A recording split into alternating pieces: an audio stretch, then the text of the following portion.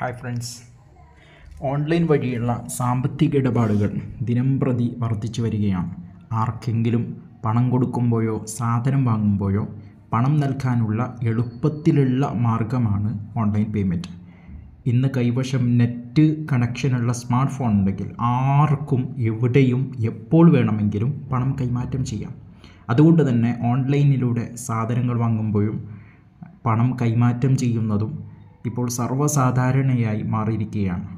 ബില്ലുകളും ആളുകൾ ഓൺലൈനായി അടക്കാൻ തുടങ്ങിയതോടെ ഇടപാടുകൾ ഇങ്ങനെ നടത്തുന്നത് ഭൂരിഭാഗം ആളുകളുടെയും ശീലമായി. പണം കൈവശം കൊണ്ടു നടക്കേണ്ടതില്ലാത്തതിനാൽ പണം പോക്കറ്റടിച്ച് നഷ്ടമാകുക, മോഷണം പോവുക എന്നുള്ള പേടി വേണ്ട. പിന്നെ സമയവും ലാഭമാണ്.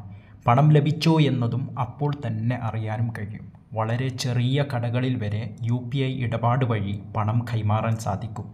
കയ്യിൽ പണം കൊണ്ടു നടക്കുന്ന ശീലത്തിനും ഇതോടെ മാറ്റമായി. ചിലപ്പോൾ സെർവർ പ്രശ്നങ്ങൾ കാരണം UPI ഇടപാടുകൾ വഴി പണം അയക്കാൻ സാധിക്കില്ല എന്നാണ് പോരായ്മയായി പറയാവുന്നത്. കോവിഡ് കാലത്താണ് ഡിജിറ്റൽ പണമിടപാടുകൾ ഇന്ന് കാണുന്ന വിധത്തിൽ വ്യാപകമായത്. എന്നാൽ ഇതിനൊപ്പം തന്നെ ഓൺലൈൻ തട്ടിപ്പുകളും വ്യാപകമായി. വ്യത്യസ്തമായ രീതികളിലൂടെയാണ് തട്ടിപ്പ് നടക്കുന്നത്. ഓൺലൈനിലൂടെ പരിചയപ്പെട്ട് പണം തട്ടിക്കുന്ന രീതി മുതൽ അറിയപ്പെടുന്നവരുടെയോ പരിചയക്കാരുടെയോ ഫേക്ക് ID ഉണ്ടാക്കിയുമൊക്കെ വ്യാജന്മാർ തട്ടിപ്പ് നടത്തുന്നുണ്ട്. ബാങ്ക്, ഇൻഷുറൻസ്, ടെലികോം കമ്പനി എന്നിവയുടെ പേരിൽ അവരറിയാതെ KYC അപ്ഡേഷൻ എന്നിങ്ങനെ പല കാരണങ്ങൾ പറഞ്ഞ് അക്കൗണ്ട് വിവരങ്ങളും വ്യക്തിവിവരങ്ങൾ ശേഖരിച്ച് നടത്തുന്ന തട്ടിപ്പ്. ഇക്കൂട്ടത്തിൽ പ്രചരിക്കുന്ന മറ്റൊരു തരം തട്ടിപ്പാണ് ജനപ്രിയ വീഡിയോ പ്ലാറ്റ്ഫോമായ YouTube കേന്ദ്രീകരിച്ച് നടക്കുന്ന തട്ടിപ്പുകൾ. നിരവധി നാളുകളായി ഇത്തരത്തിലുള്ള തട്ടിപ്പുകളുടെ റിപ്പോർട്ടുകൾ പുറത്തു വരുന്നു. പ്രധാനമായും ജോലി അന്വേഷിച്ച് നടക്കുന്ന ആളുകളെയാണ് തട്ടിപ്പുകാർ ഈ തട്ടിപ്പിൽ കുരുക്കുന്നത്. വീട്ടിൽ ഇരുന്നു തന്നെ YouTube വീഡിയോകൾ കണ്ടും ലൈക്കടിച്ചും പണം സമ്പാദിക്കാം എന്നാണ് ഇവരുടെ വാഗ്ദാനം.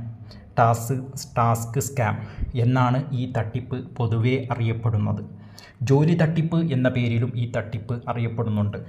ഇപ്പോൾ ബാംഗ്ലൂരുവിൽ ഈ തട്ടിപ്പിന് ഇരയായ 2 യുവാക്കളുടെ പക്കൽ നിന്ന് 95 ലക്ഷത്തോളം രൂപയാണ് നഷ്ടപ്പെട്ടിരിക്കുന്നത്. ടൈംസ് ഓഫ് ഇന്ത്യയിൽ ഈ വാർത്ത ഈ അടുത്ത് പുറത്തുവിട്ടിരുന്നു. ടെലിഗ്രാം, വാട്സാപ്പ്, മറ്റ് സോഷ്യൽ മീഡിയകൾ എന്നിവയിലൂടെയാണ് തട്ടിപ്പുകാർ തങ്ങളുടെ ഇരകളെ കണ്ടെത്തുന്നത്. ശേഷം ഇവരുമായി പരിചയപ്പെട്ട് ഇവർക്ക് ചില ജോലികൾ കൊടുക്കുന്നു. നേരത്തെ സൂചിപ്പിച്ചതുപോലെ ചില YouTube വീഡിയോകൾ കാണുക, അതേപോലെ വീഡിയോകൾക്ക് ലൈക്ക് അടിക്കുക തുടങ്ങിയ ജോലികളാണ് ഇവർ സാധാരണയായി നൽകുന്നത്. ആദ്യ കുറച്ച് നാളുകളിൽ ഇങ്ങനെ ചെയ്യുന്ന ആളുകൾക്ക് കൃത്യമായ ശമ്പളം ഇവർ നൽകും. എന്നാൽ പിന്നീടാണ് തട്ടിപ്പുകാർ തങ്ങളുടെ യഥാർത്ഥ മുഖം വ്യക്തമാക്കുന്നത്. നിങ്ങൾക്ക് കൂടുതൽ പണം സമ്പാദിക്കണമെന്നുണ്ടെങ്കിൽ കൂടുതൽ പണം ഇതിൽ നിക്ഷേപിക്കണം എന്ന് ഇവർ അവരോട് ആവശ്യപ്പെടുകയും ചെയ്യും. നേരത്തെ ഇവർ കൃത്യമായി ശമ്പളം നൽകിയത് കൊണ്ട് തന്നെ ഉപയോക്താക്കൾ എല്ലാവരും ഇവരെ വിശ്വസിക്കുകയും ചെയ്യും. കൂടുതൽ പണം സമ്പാദിക്കാനായി ഇവർ തട്ടിപ്പുകാർക്ക് പണം നൽകുകയും ചെയ്യും. ഇത്തരത്തിൽ പണം നൽകിയാൽ പിന്നീട് ഇവരുടെ പക്കൽ നിന്ന് നിങ്ങൾക്ക് യാതൊരുവിധ മറുപടിയും ലഭിക്കില്ല. നിങ്ങളുടെ പണം സ്വന്തമാക്കിയതിനു ശേഷം ഇവർ നിങ്ങളുടെ നമ്പർ ബ്ലോക്ക് ചെയ്ത് പോകാറാണ് പതിവ്. ഇവർ പ്രതികരിക്കാതെ ഇരിക്കുമ്പോൾ തങ്ങൾ വഞ്ചിക്കപ്പെട്ട വിവരം ഭൂരിഭാഗം ആളുകളും തിരിച്ചറിയുന്നത് അപ്പോഴാണ്.